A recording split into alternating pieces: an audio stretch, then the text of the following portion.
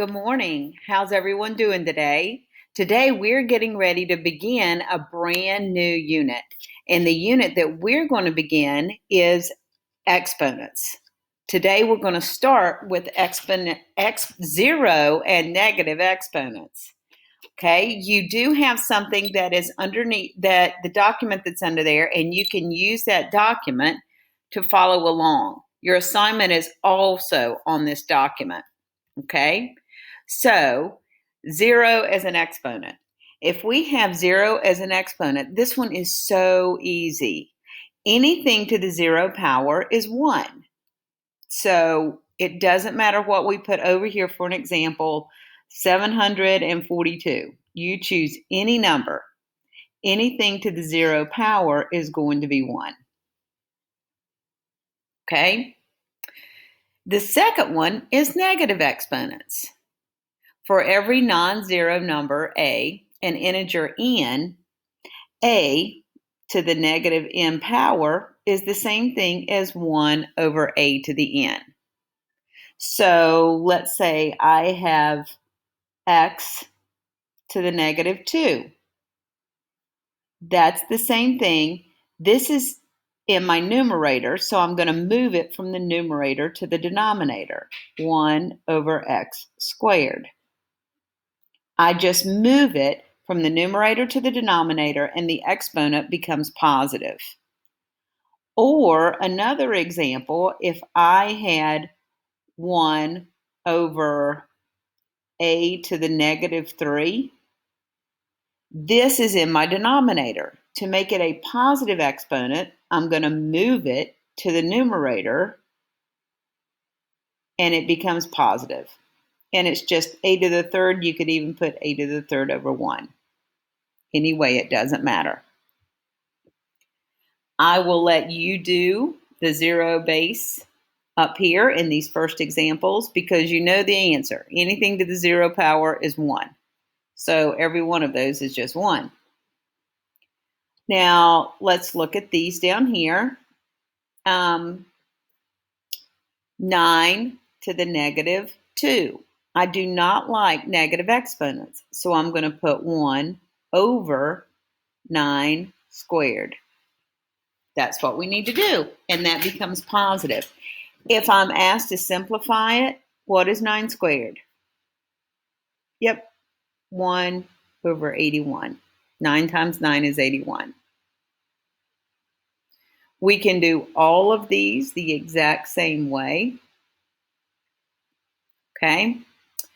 I want you to see this one right here.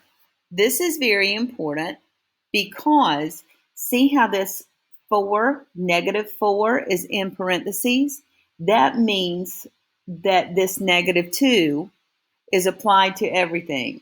So this is 1 over negative 4 squared.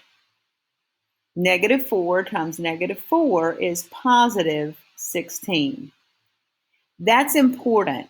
If the negative is inside the parentheses, then the exponent is applied to that. If it's not inside the parentheses, it is not applied to that.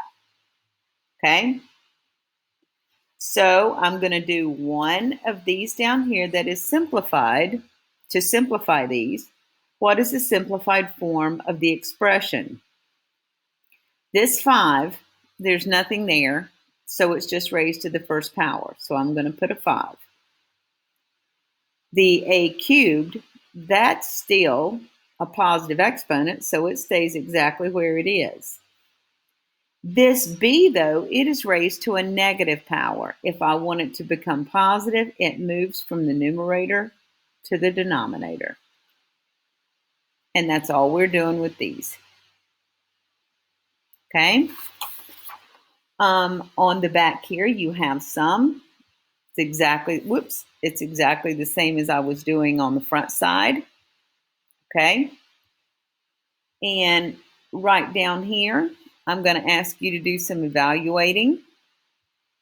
What is the value of 3s cubed t to the negative 2 if s is equal to 2 and t is equal to negative 3? So let's look at this. The first thing I'm going to do, just like we did on the front side, the 3 is raised to the first power, so it's positive. The s is raised to the third power, so I'm going to leave it just like it is, but the t has a negative power. To change that to a positive, I'm going to move it to the denominator. So it goes from t to the negative 2 to the denominator t squared. Now, I'm going to substitute 2 for s and negative 3 for t. 3 times, instead of s, I'm going to put 2 cubed over negative 3 instead of t, and that's squared. Now you can use your Desmos. I have a 3. 2 cubed is 8. And negative 3 squared, negative 3 times negative 3 is 9. And then you can simplify this. 3 times 8 is 24 over 9. I can reduce both those by 3, and it would be 8/3. You can do that if you want to. All that would be in Desmos. So the rest of this sheet I'm going to ask you to do, and everything is due Friday. If you have any questions, I will be here between 10 and 11 in the morning and 2 to 3 in the afternoon. Have a great day.